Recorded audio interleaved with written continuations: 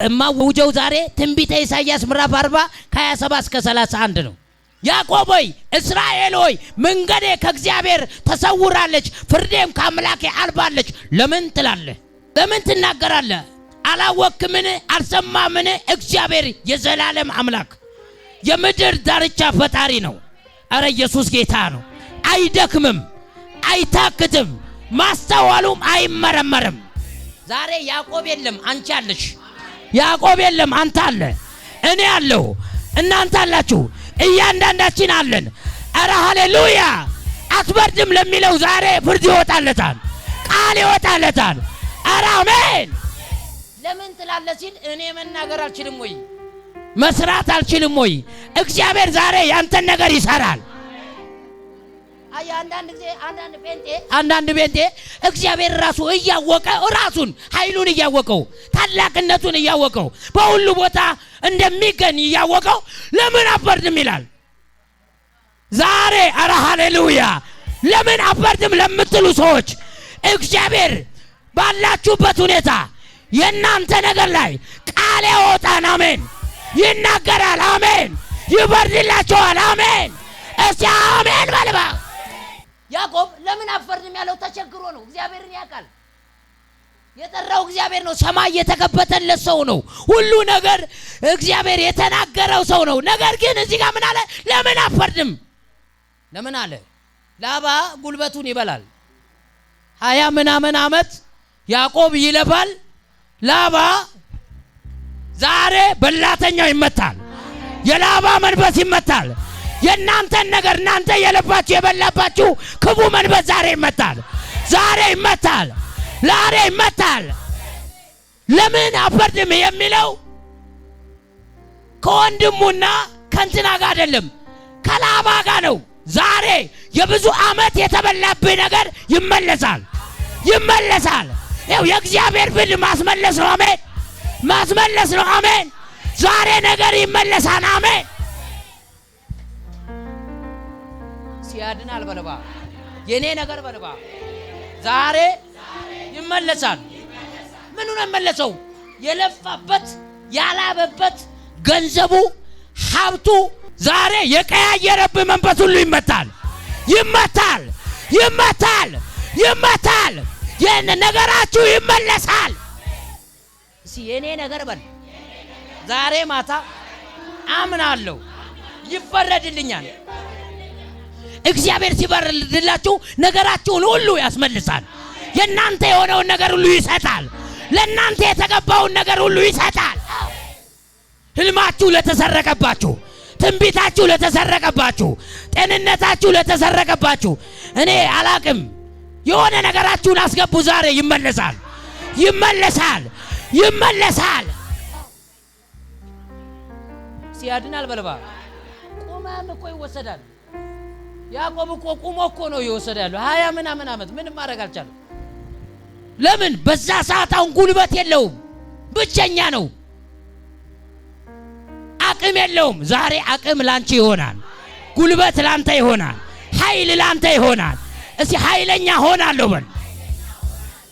እግዚአብሔር ያለው ሰው ኃይለኛ ነው። እግዚአብሔር ብቻውን ያለው ሰው ኃይለኛ ነው። ሺህ ካላቸው ሰው ይልቅ ያ ሰው ኃይለኛ ነው። እግዚአብሔር ያለው ሰው ኃይለኛ ነው። አሜን። ይፈረድልኛል በል። የ1 ዓመት ቢሆን ይፈረድልሃል። የ10 ዓመት ቢሆን ይፈረድልሃል። የ20 ዓመት የተበላብህ ነገር ይፈረዳል። የ40 ዓመት እንኳን ቢሆን ይፈረዳል። የ40 ዓመት ነገርን እግዚአብሔር ባንድ አምጥቶ ጊፍት ያደርጋል። ኧረ አሜን በል እባክህ። ሰርፕራይዝ ያደርጋል። አሜን በል እንጂ፣ አሜን በል እንጂ። እውነቴን እኮ ነው የምልህ። ዛሬ ይሰጣል። ይሰጣል። ይሰጠኛል በል። የእግዚአብሔር ቃል ሁል ጊዜ አዲስ ነው። ሁለተኛው ለደካማ ኃይልን ይሰጣል፣ ጉልበት ለሌለው ብርታትን ይጨምራል። ብላቴኖች ይደክማሉ፣ ይታክቱ፣ ጎበዛዝቶች ፈጽሞ ይወድቃሉ። እግዚአብሔርን በመተማመን የሚጠባበቁ ግን ኃይላቸውን ያድሳሉ። ዛሬ ከብላቴኖች ይልቅ ያንተ ኃይል ይታደሳል። ደክም ያለው የምትለው ኃይል ይታደሳል። ጉልበት ይታደሳል። ጸጋ ይታደሳል። አገልግሎት ይታደሳል። ስራ ይታደሳል። አረ አሜን በል እባክህ። ዛሬ ይታደሳል። ዛሬ ይታደሳል። አዎ ማንን የሚተማመኑ ሰው በብዙ ነገር ነው የሚታመነው። በገንዘቡ ይታመናል፣ በጡንቻው ይታመናል፣ ሶስተኛ ደግሞ በወፍራም ዘመዱ ይታመናል። እንትና አለይ ብሎ ይታመናል። ዛሬ ይኸውልህ በእግዚአብሔር የምትታመን ከሆነ ግን በእግዚአብሔር ላይ እምነት ካለ ግን ኃይል ይታደሳል፣ ጉልበት ይታደሳል፣ ነገር ዛሬ ይታደሳል። ክብር ለእግዚአብሔር ይሁን። ሰው እንደውም አብዛኛው ሰው እግዚአብሔርን አምናለሁ የሚለው በእድሜው መጨረሻ አካባቢ ነው። ሲደክም የሆነ እንዲህ ሲል ወይም የጎባበተ ሲመጣ አራ እግዚአብሔር አንተ ብቻ ነው መታመኛ ይላል። ትናንት በልጅ ዛሬ ካልካንተ በወጣትነት በልጅነት እግዚአብሔርን ከተማመንከው ነገር ይታደሳል። እስቲ አሜን በልባ። አረ በ90 ዓመቱ እንደመጥቶ ያስድስህ። እስቲ ኢየሱስ ጌታ ነው በልባ። ብዙ ሰዎችን ዛሬ ያድሳቸዋል። እስቲ አሜን በልባ። ነገር አዲስ ሆኖ ወጣለሁ በል። ታምናለህ? ዛሬ ማታ ነገር አዲስ ሆኖ ትወጣለህ። ነገርሽ አዲስ ሆኖ ትወጣለሽ። ነገራችሁ ታድሶ ትወጣላችሁ። የመጨረሻ እንደ ንስር በክንፍ ይወጣሉ፣ ይሮጣሉ፣ አይታክቱም፣ ይሄዳሉ፣ አይደክሙም። ዛሬ የመልእክቴ ርዕስ እንደዚህ ነው። ታድሰ ትወጣለህ፣ ተለውጠ ትወጣለህ። በሚገባ ነው የሚለው። ተለውጠ ትወጣለህ። እንደ ንስር ዛሬ ትወጣለህ።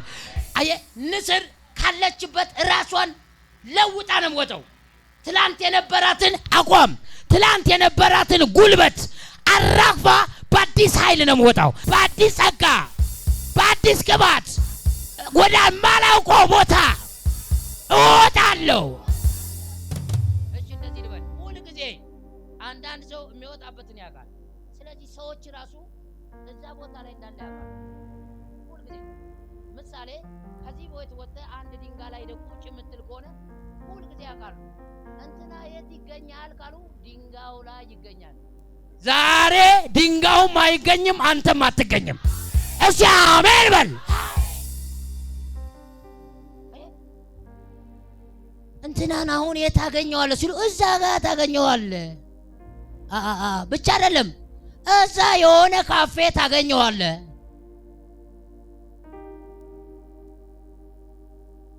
ዛሬ ላትገኝ ትወጣለህ። ንስር አትገኝም፣ በአሞራ አትገኝም፣ በወፍ አትገኝም፣ በሆነ አውሬ በባብ ምናምን አትገኝም። ለምን? ኃይሏ ታላቅ ነው። ኧረ አሜን። ተወንጭፎ መድረስ አይችልም። ደረስኩ ሲል ይፈተፈታል። እስከ ዛሬ የደረሰብህ ጥላት ይፈተፈታል። አይዝም። እስኪ አይዘኝም በል። የመልእክቴ ርዕስ ዛሬ አንድና አንድ ነው። ኃይል ታድሶ ትወጣለህ፣ ተለውጠ ትወጣለህ፣ ተለውጠ ትወጣለህ፣ ተለውጠ ትወጣለህ፣ ተለውጠ ትወጣለህ። መልእክቴ ዛሬ ነው። ተለውጠሽ ትወጫለሽ፣ ታድሰ ትወጣለህ። እስቲ አሜን በል። የኔ ነገር በል። ዛሬ ማታ ሆኖ እወጣለሁ፣ ሆኖ እወጣለሁ። ዛሬ እንደተለወጣችሁ ታምናላችሁ? ለውጦ እንደሚወጣ ሰው ታምናላችሁ? እግዚአብሔር ምስክሬን ዛሬ ያደርገዋል፣ ዛሬ ያደርገዋል፣ ዛሬ ያደርገዋል፣ ዛሬ ያደርገዋል፣ ዛሬ ያደርገዋል፣ ዛሬ ያደርገዋል።